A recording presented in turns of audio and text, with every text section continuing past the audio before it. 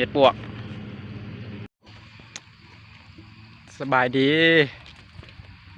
มื้อนี้มาหาเลาะเห็ดปวกมื้อนี้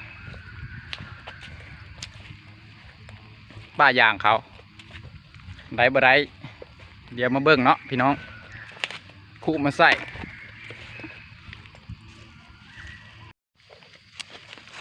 โอ้พบเห็ดแล้วบัดนี้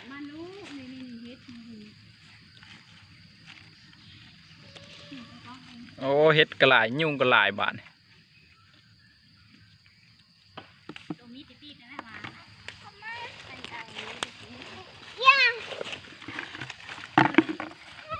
ปิดเอาได้มีคนจุ่มหนึ่งเบิ่งมองนั้นนะยุ่งปึกอยู่ฮะ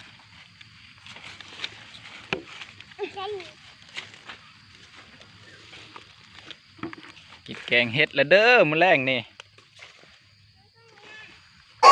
ขี้คุกดอกใหญ่เถอะ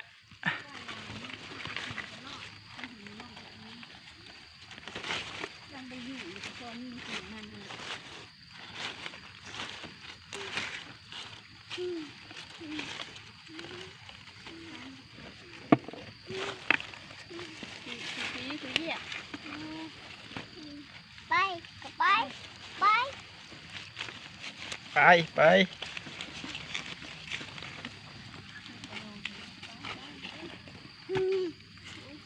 ตีกินี่อยู่เนี่ยก็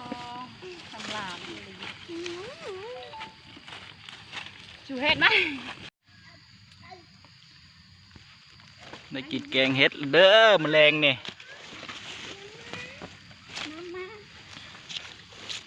มาหากันได้กินเด้อมื้อนี้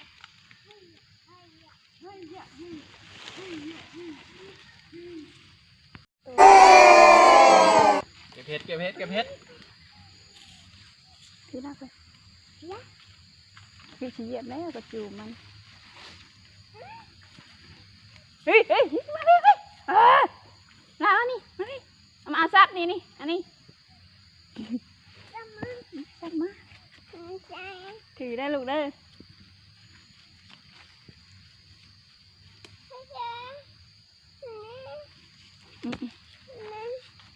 โอ้ยมีหลายยุงกินได้เลย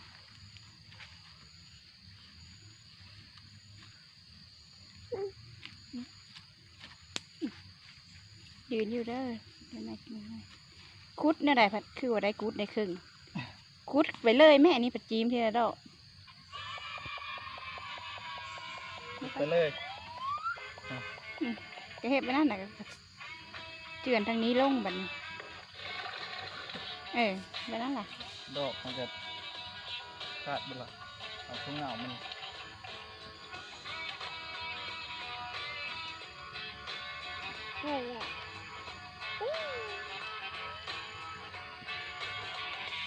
โอ้อย่าเอานะแบบนะโอ้สิทำดีกว่าเดี๋ยวได้เดี๋ยวเนาะก็บฮอตบวิดดีครับจ่ายก่อนปะ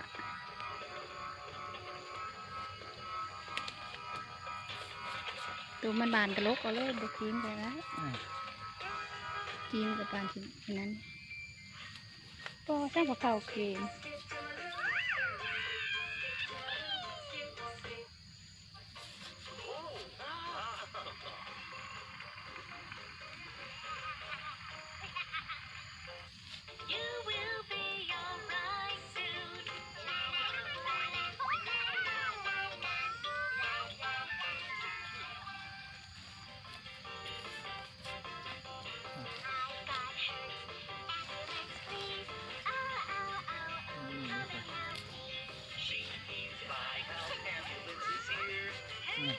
ต้องถือเฉียมเนาะดินแบบนี้เมียจะไปใช่ไหมคือประมาณนั้นเดียว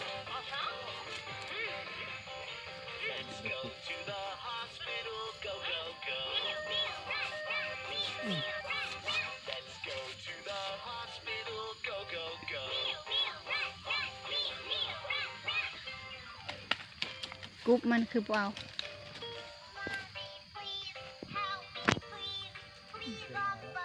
เป็นดาวนะไป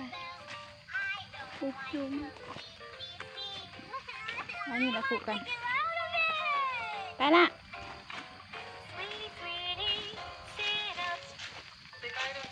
เห็นบ่นี่โอ้โห บ่เบิ่งคักกับบ่เห็น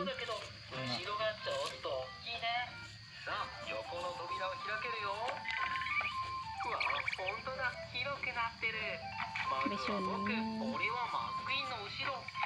じゃあ私はメーターさんの後ろ。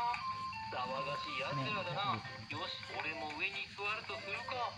俺はどこに座ったらいいかな。よし、上に座ろう。俺は一番前だ。よし、僕はここに座ろう。わあ、ブレーキが効かない。ยังอยู่เด้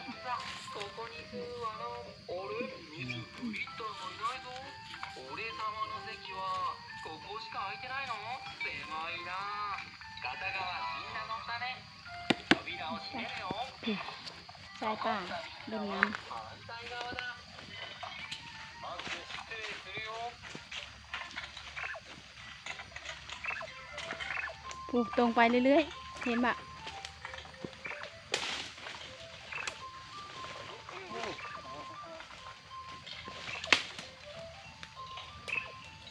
มาหายกเลย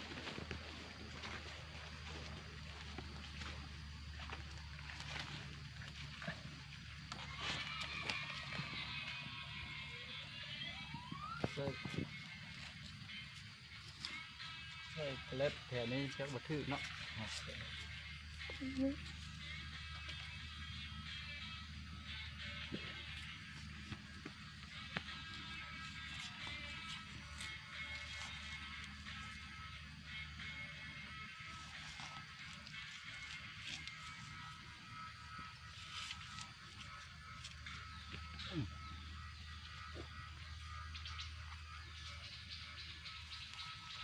ยุงค่ะเห็นเปื่อยๆแล้วเดี๋ยวมัน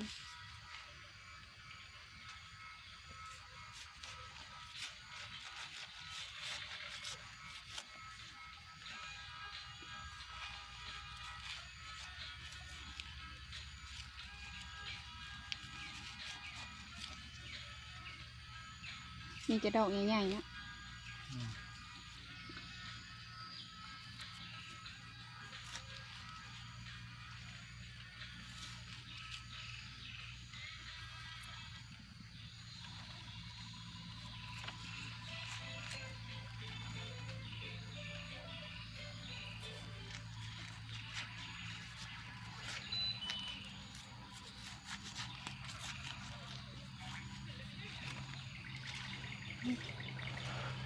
นี่จ้ะ